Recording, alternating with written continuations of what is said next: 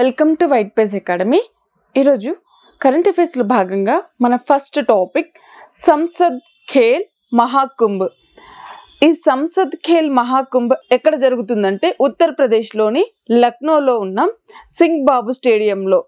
ఏ తేదీలలో దీనిని నిర్వహిస్తున్నారంటే ఏప్రిల్ 19 నుంచి ఏప్రిల్ 22, 2025 వరకు ఈ సంసద్ ఖేల్ మహాకుంభ్ జరగనుంది. దీనిని ప్రారంభించిన వారు ఎవరు అంటే కేంద్ర రక్షణ మంత్రి అయిన Rajnath Singh. Next topic Nisar earth observation మిషన్లో భారతీయ అంతరిక్ష సంస్థ నాసాతో సహకారం చేసుకున్న సంస్థ ఏది అంటే ఇస్రో. ఇస్రో మరియు నాసాల మధ్య ఒక ప్రత్యేకమైన సహకారం యొక్క ప్రాజెక్టు పేరు ఏమిటంటే నిసార్. ఇది ఎప్పుడు ప్రారంభం కానుందంటే 2025 జూన్లో. Next topic paste field technology.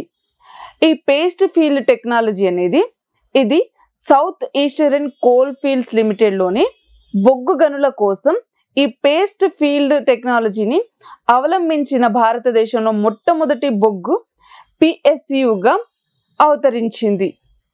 Paste field technology అంటే ఏమిటంటే పేస్ట్ ఫీలింగ్ అనేది ఒక ఆధునిక భూగర్భ మైనింగ్ పద్ధతి. ఇది ఉపరితల భూమిని పొందవలసిన అవసరాన్ని తొలగిస్తుంది.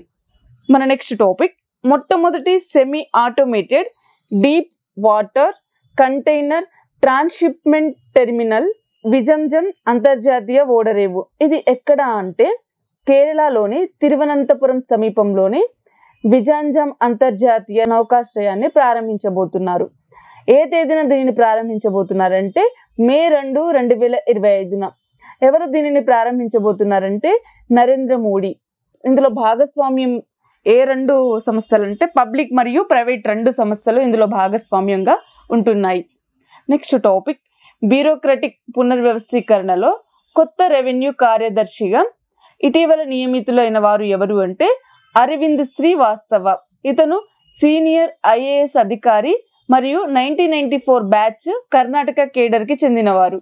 Next topic bravest of the Brave అనే పుస్తక రచయిత ఎవరు అంటే సతీష్ దువా. ఈ పుస్తకాన్ని ఆవిష్కరించిన వారు ఎవరు అంటే లెఫ్టినెంట్ జనరల్ అయిన అనిల్ చౌహాన్. ఈ పుస్తకం ఎవరి యొక్క స్ఫూర్తి అనంటే నయాబ్ సుబేదార్ చున్నీలాల్. నెక్స్ట్ టాపిక్ 56 మంది సభ్యులతో కూడిన ఆసియా అండర్-15 మరియు అండర్-17 బాక్సింగ్ ఛాంపియన్షిప్ ఇది ఎక్కడ జరగనుందంటే అమ్మాన్ రాజధాని అయిన జోర్దాన్లో జరగనుంది. ఏ తేదీలలో జరగనుందంటే ఏప్రిల్ 17 నుంచి మే 1, 2025 వరకు. Next topic patch invitational tournament. ఈ టోర్నమెంట్ ఎక్కడ జరుగుతుందంటే దక్షిణాఫ్రికా. ఈ టోర్నమెంట్లో డబుల్ ఒలింపిక్ పతాక విజేత ఎవరు అనంటే నీరజ్ చోప్రా. నెక్స్ట్ టాపిక్ భారతదేశపు మొదటి ఉపగ్రహం ఆర్యభట్ట. దీనిని ఏ సంవత్సరంలో ప్రయోగించారంటే ఏప్రిల్ 19, 1975న దీనిని ప్రయోగించారు. ఇప్పుడు ఇది ఎందుకు వార్తల్లోకి వచ్చిందంటే ఇది ఏప్రిల్ 19, 2025లో 55 సంవత్సరాలను పూర్తి చేసుకుంది. Next topic civil service day. Civil service డేని ఏ తేదీన జరుపుకుంటామంటే ఏప్రిల్ 17. 2025లో సివిల్ సర్వీస్ డే యొక్క 17వ సివిల్ సర్వీస్ డే పూర్తి చేసుకుంది. Next topic doctor Sarvepalli Radhakrishnan 50వ వర్ధంతిని ఏ తేదీన జరుపుకుంటారంటే ఏప్రిల్ 17. డాక్టర్ సర్వేపల్లి రాధాకృష్ణన్ ఇతను భారతదేశానికి 2వ రాష్ట్రపతి మరియు ఇతను ఉపరాష్ట్ర పదవిని చేపట్టిన మొదటి వ్యక్తి. Next topic I league 2024-2025 title. ఈ ఐ లీగ్ అనేది ఇది ఫుట్బాల్కి సంబంధించినది. ఇందులో విజేత ఎవరు అంటే చర్చిల్ బ్రదర్స్. ఏ తేదీన ఈ టైటిల్ని అందజేశారంటే ఏప్రిల్ 19, 2025న.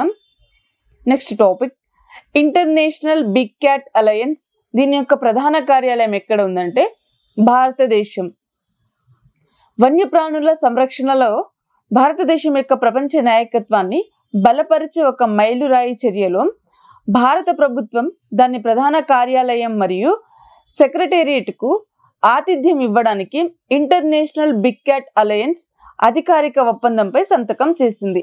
ఈ ఒప్పందం ఏమిటంటే పులి, సింహం, చిరుతపులి మంచు చిరుత, జాగ్వార్ మరియు ప్యూమా వంటి ప్రపంచంలోని 7 పెద్ద పిల్లి జాతులను రక్షించడానికి భారతదేశం యొక్క నిబంధతను ఈ ఒప్పందం సూచిస్తుంది. సో ఇది ఈ రోజు యొక్క కరెంట్ అఫైర్స్ కి సంబంధించిన టాపిక్.